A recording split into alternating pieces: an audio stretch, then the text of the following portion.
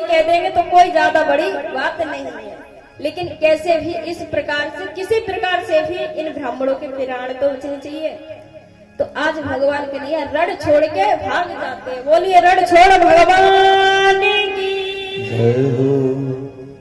तो जब भगवान कन्हैया रण छोड़ के भाग जाते हैं तो जरासंध ने हल्ला मचा दिया कि रण छोड़ा है, रण छोड़ा है, कि ये तो रण छोड़ के भाग गया, डर के मारे भाग गया।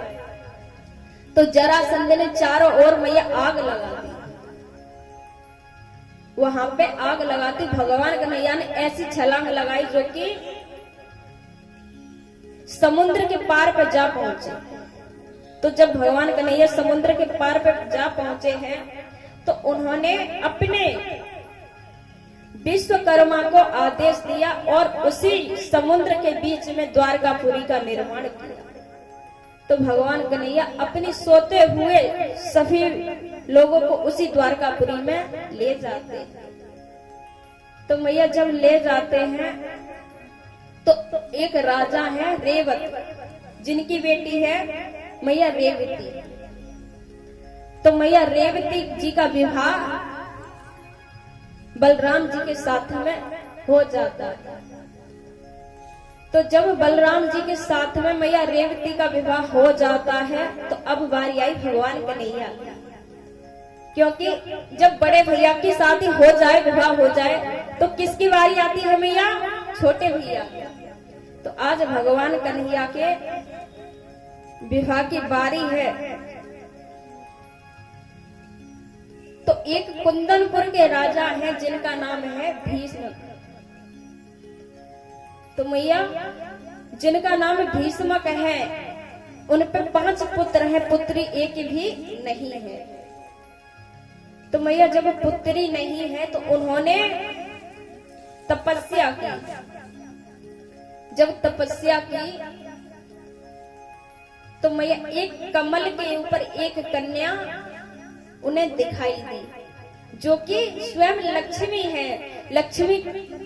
लक्ष्मी कभी किसी के गर्भ से क्या जन्म ले सकती है? नहीं ना। तो आज मैया वो ही जो कि रुक्मणी है, तो वो कमल पे राजा भीष्मक जी को जब दिखाई दी तो राजा भीष्मक जी वहां से ले आते हैं। जब वहां से ले आते हैं तो राजा भीष्मक ने अपनी पत्नी को लाकर के दे दी। जब लाकर के दी है तो राजा भीष्मक की जो पत्नी है वो बड़ी ही खुशी है कि हमारे 5 पुत्र और एक कन्या हुई है, एक बेटी हुई है। तो मैया राजा भीष्मक ने ये पहले ही प्रण कर लिया, जब कन्या थी भी नहीं उससे पहले ही, कि जो मेरी बेटी होगी मैं उसका विवाह द्वारकाधीश जी से कराऊंगा। और शिशुपाल ने तय कर लिया, रुक्म ने तय कर लिया कि जो मेरा साला है मैं अपने शिशुपाल से रुक्मणी का विवाह कराऊंगा। तो मैया एक कन्या और 2 जगह कैसे हो सकती है? तो एक बार रुक्मणी जी अपनी सखियों के साथ में, जो कि गुड्डा गुड़िया होते हैं भैया, उनकी तरीके से खेल खेल रही है। जब खेल खेल रही हैं तो उनके खेल खेलते देखा उनकी माँ ने, जो कि रुक्मणी जी की माँ है, उन्होंने खेलते हुए देखा। तो उन्होंने राजा भीष्मक जी से कहा कि स्वामी अब अपनी बेटी विवाह के योग्य हो चुकी है,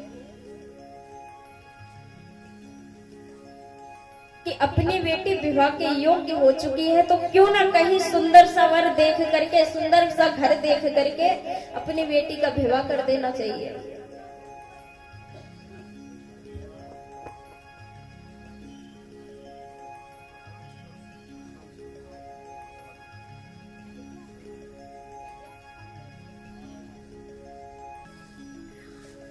रुक्मणी की माँ जैसी कि सोचती है वैसे ही आजकल सभी माँ सोचती है कि एक माँ की 2 बेटी थी, तो बड़ी बेटी के लिए जब विवाह के योग्य हो जाती है तो मैया अपने पति से कहती है कि कहीं अपनी बेटी के लिए वर देखिए। तो जब वर देखने के लिए जाते हैं तो मैया कहीं ज्यादा पैसे वाले मिलते हैं और कहीं किसी प्रकार से मना हो जाते हैं। तो जब आकर के पिता घर में उदास बैठ जाते हैं तो वो बेटी कहती है कि माँ, कि पिताजी से यह कह देना कि कहीं ज्यादा पैसे वाला ना देखे, कि एक टूटी झोपड़ी देखने, लेकिन प्रेम मिलना चाहिए। यदि माँ आप तो किसी भी प्रकार से कर्जा वर्जा करके मेरी शादी कर दोगे तो क्या आपको ये लगेगा कि मैं खुश हूँ? कि मैया आप पे कर्जा हो जाएगा, मेरे पिता भाई पूरे जीवन भर उसे देने में अपनी उम्र निकाल देंगे, तो क्या मैया मैं कभी खुश रह पाऊंगी? कि जब जब मैं वहां से आऊं मैं आपको यही देखूं देता हुआ कि जो कि कर्जदार है वो मेरे द्वारे पे खड़ा है, तो माँ मैं कभी खुश नहीं रह पाऊंगी। कि पिताजी से कह देना कि कुछ नहीं, एक टूटी झोपड़ी हो, बस केवल प्रेम होना चाहिए। तो वो माँ जाती है और मंदिर में किस तरीके से विनती करती है कि हे माँ, वो माँ जाकर के कहती कि मैया मेरी बेटी को ऐसा घरबार देना कि जहाँ पूजा हो तेरी, ऐसा परिवार देना मैया। और कहती है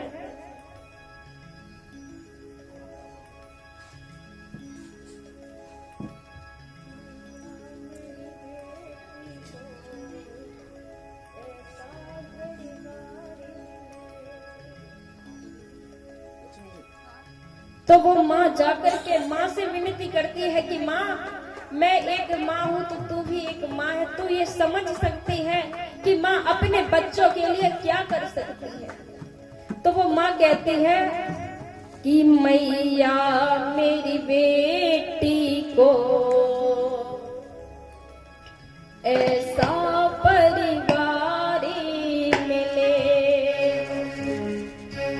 ओ मैया मेरी बेटी को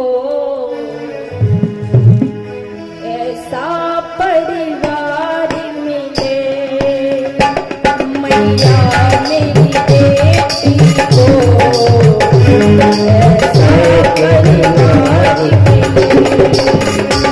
जब पूजा हो तेरी, जहाँ सेवा हो तेरी, ऐसा परिवार मिले,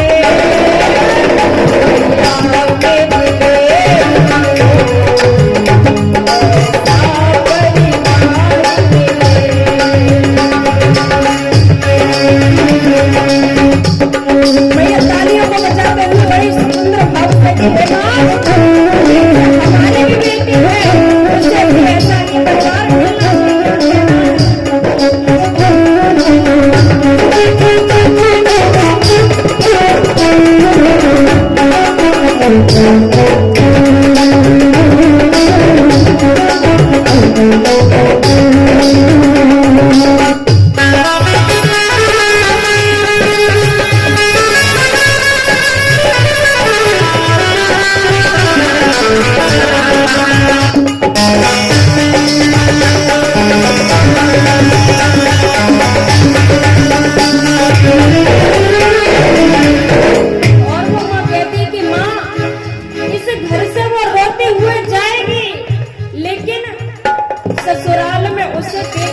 बहू का नहीं, माँ बेटी का प्यार मिलना चाहिए। उसे कभी ये एहसास ना हो कि क्या कि ये मैं अपने पिता के घर में बेटी बन के रहती थी और यहाँ एक बहू।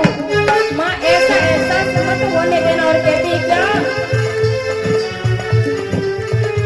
बचपन की यादों को जिस दिन वो भुलाएगी, बचपन की यादों को जिस दिन वो भुलाएगी। मैया बचपन की यादों को जिस दिन वो भुलाएगी, कब? जब बेटी की डोली ससुराल में जाती है और कहती है क्या, बचपन की याद इन्हीं को भुलाएगी।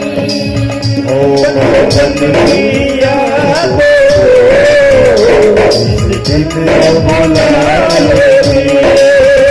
जब डोली बेटी की ससुराल को जाएगी। जब डोली बेटी को ससुराल को जाएगी। रोती हुई जाएगी, रोती हुई जाएगी, हंसता परिवार मिलेगा।